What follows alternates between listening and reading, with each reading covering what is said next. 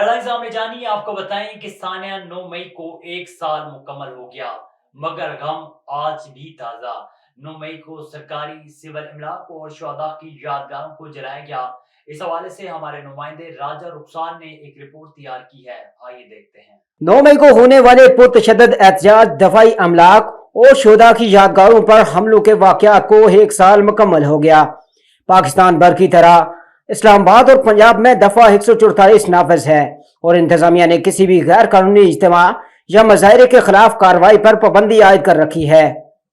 मौजूदा हुकूमत की जानिब से इस मौका पर वफाकी काबीना का खुसूसी इजलास तलब किया गया, जिसमें चंद सियासी पार्टियों के अरकान असम्बली भी शरीक होंगे और वज़ीर-ए-आज़म पाकिस्तान मियां मोहम्मद शहबाज शरीफ कन्वेंशन सेंटर में इनकाद पजीर तकरीब से खिताब करेंगे।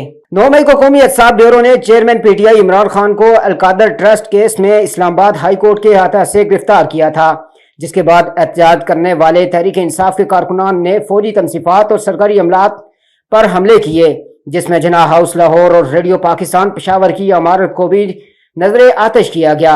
मुल्क में 9 मई को होने वाली शरपसंदी के बाद कानून नाफिज करने वाले इदारों ने सख्त एक्शन लेते हुए मतद शरपसंदों को गिरफ्तार किया, जबकि इस मौका पर तहरीक इंसाफ के मर्कजी रहनुमाओं को नजरबंद भी किया गया। 9 मई तारीख का स्याह तरीन दिन था, कौम न भूली है न भूलेगी। कैमरामैन हमादुल्लाह विस्त्रो के साथ राजा रुखसार अहमद, A1 TV इस्लामाबाद।